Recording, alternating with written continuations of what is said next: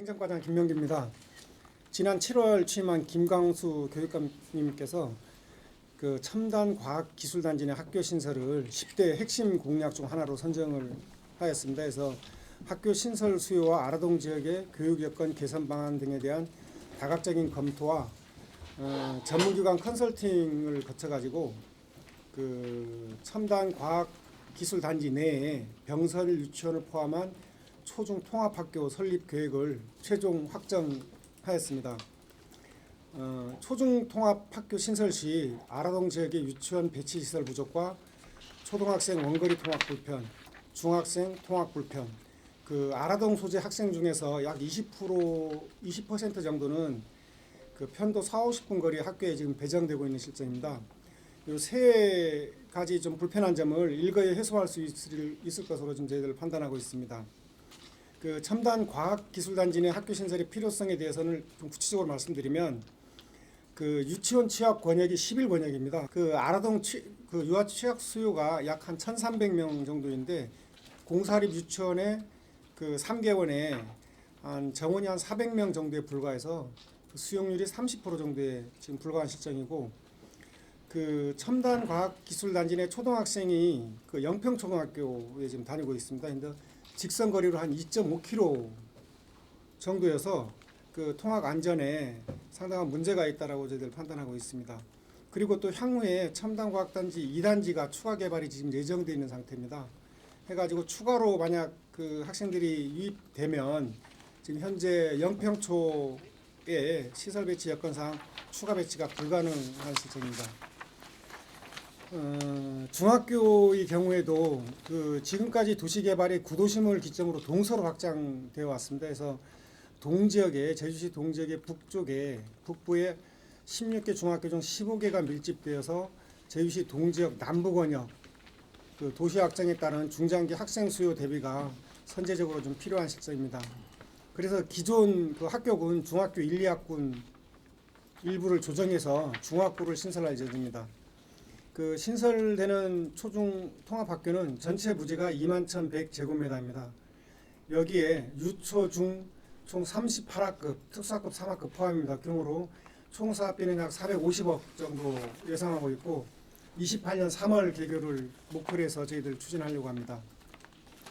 그 학교 용지는 지난 11월 교육환경평가를 완료한 상태입니다. 그래서 내년 초에 그 공유재산관리계획 변경 심의를 받은 후에 제2 측으로부터 무상 공급을 받을 예정이고, 그 내년 2월에는 자체 투자 심사를 거쳐가지고 4월 교육부 중앙투자심사에 의뢰할 예정입니다.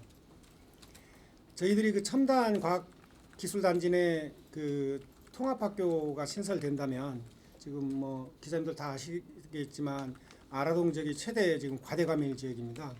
그 아라초 학생들을 일부 분산시키는 효과도 기대할 수 있고 기대할 수 있습니다. 근데 좀 다만 문제가 되는 게 초등학교 지금 학생 수 감소 추세가 올해는 뭐 한 120명 정도 감해서 큰 폭이 크지 않은데 내년부터 좀 급격히 좀 줄어듭니다. 그래가지고 혹시나 또 뭐 학교 신설에 따른 소규모화에 대한 우려도 그 부분도 저희들 학부 조정이라든지 해가지고 다각적으로 검토를 하겠습니다. 저희들이 뭐 사업을 하고 싶어도 300억 이상 그 학교 신설 사업은 그 타당성하고 효율성을 심사하는 그 중앙투자심사에서 적격 승인을 받아야만 이게 학교 신설이 이루어질 수 있습니다. 그래서 저희들 열심히 잘 준비해가지고 내년 4월에 하여튼 그 중앙투자심사에서 적격 승인을 받을 수 있도록 노력하겠습니다. 유치원이 5학급, 5학급. 초등학교가 18, 중학교 12, 그러면 35학급입니다. 그래서 특수학급 하나급씩 6초 중에 하나씩 넣어서 38학급 규모로 지금 저희들 생각하고 있습니다. 유치원이 지금 아라동 지역에 아까 말씀드렸지만 수용률이 그 공사립 유치원에서 한 30% 선입니다. 해가지고 이쪽 부분, 그리고 또 유아교육법 시행령에 보면은 교육감이 유아 배치 계획을 수립할 때는 그 초등학교 정원의 4분의 1 이상을 그 유아 배치할 수 있도록 그 설립 계획을 수립하도록 지금 규정되어 있습니다. 그래서 18학급 했을 경우 4분의 1 하면 한 5학급 정도는 해줘야 네, 단설인데 그 뭐 단설 유치원 설립에 대해서는 아마 교육감님이 정책적 판단이 별도로 있어야 될 걸로 아직 보입니다. 단설인지 아닌지. 병설입니다. 병설. 아 지금 현재는 병설입니다. 규모는 단설 규모. 예. 통합학교 시설은 처음.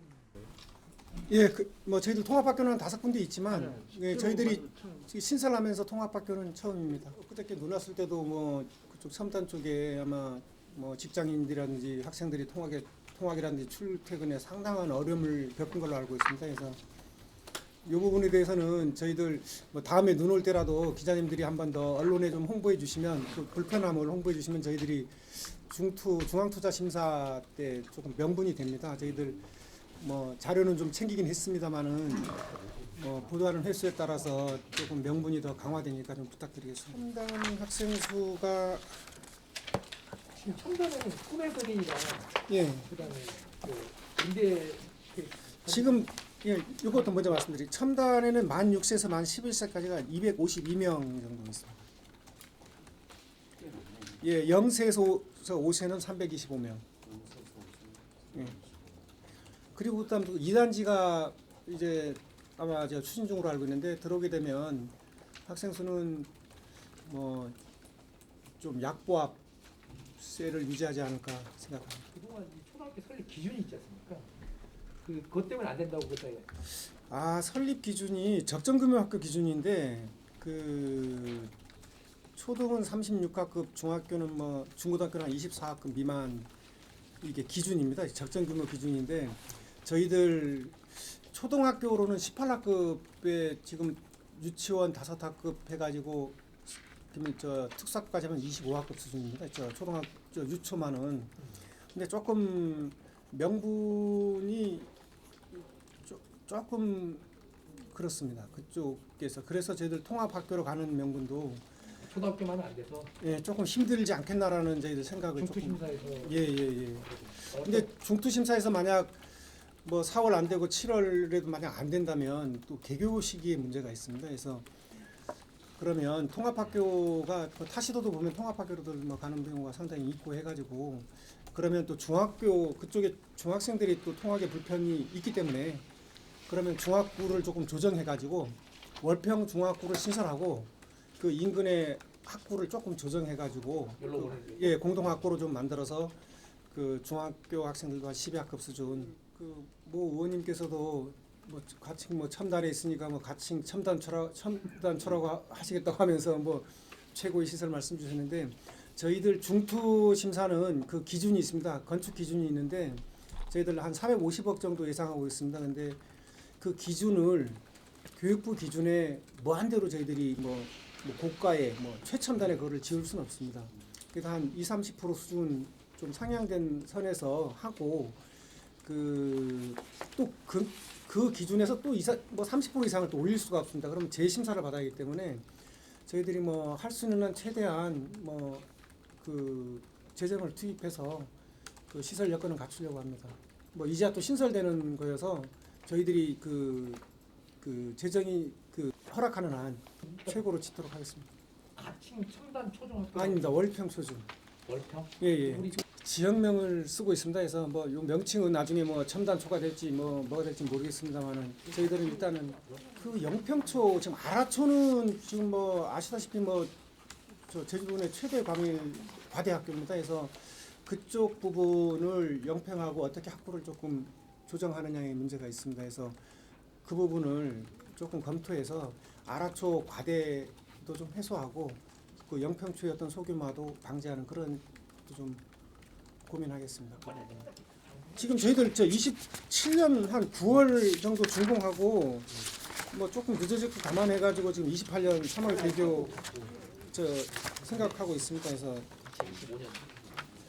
내년 하게 되면 뭐 설계하고 이게 일정이 한 60개월 이상 소요됩니다. 5년 소요되기 때문에 25년 중반 정도의 착공.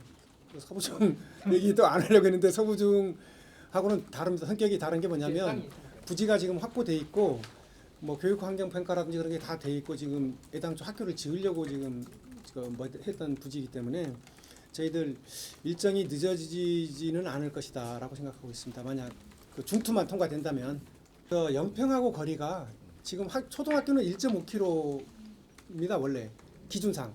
근데 지금 2.5km여서 학교 신설의 어떤 명분은 충분합니다. 근데 근데 지금 현재 거기는 학생들이 지금 영평으로 가고 있기 때문에 신설에 대한 그 어떤 수요가 좀 약합니다. 그래서 저희들 통합학교 중학교까지 같이 해가지고 한다면 저희들 컨설팅도 받고 교육부에 좀 자문도 받았습니다. 그래서 그 일단은 학교 이제 신설의 가장 그 요건이 원거리 통학이고 그다음에 분산 배치가 가능한지 그런 거를 먼저 따지는데 일단 이 첨단 단지 같은 경우는 분산 배치가 지금 물리적으로는 어려운 상태이기 때문에 어느 정도 그거는 좀 가만히 될 것 같습니다. 그래서 그 영평에 아침에 뭐 혹시 보신 분 계실지 모르겠지만 그 학교 등교할 때 엄청 혼잡합니다. 거기 그래가지고 그쪽에 좀 베이도 만들고 그다음 뭐 진출입로 좀 만들었는데도 불구하고 상당히 복잡한 걸로 알고 있습니다. 그리고 또 확장성이 좀 있습니다. 지금 2단지가 뭐 확장된 건 아니지만 뭐 7년 8년에 아마 준공되는 걸로 지금 저희들 알고 있습니다. 예, 거기에서도 또 학생 유발 요인이 좀 있습니다. 28년도에가 지금 저희들 325명 예상하고 있습니다. 개교하면 초등학교만 완성년도 18학급일 때는 저 29년도는 한 420명 정도 지금 저희들 내년 상반기에 통과되면 실행 가능합니다 이거. 아니 맨날 안 돼가지고. 아니 이거는 그 저 뭐 좀 핑계 같습니다만은 서부중앙고는 저는 성격이 다르다. 부지가 확보돼 있다. 이게 중투만 통과되고 지금 저희들이 요거에 관련해서 예산이 확보돼 있습니다. 기금이 350억 기금에 지금 적립돼 있는데 한 100억 정도만 더 집어넣으면 뭐 이건 뭐 100억 정도는 교통에서도 집행할 수 있는 거고 해서 그 재원이 확보돼 있고 예산이 확보돼 있고 부지가 있는데 늦어질 이유가 없어요.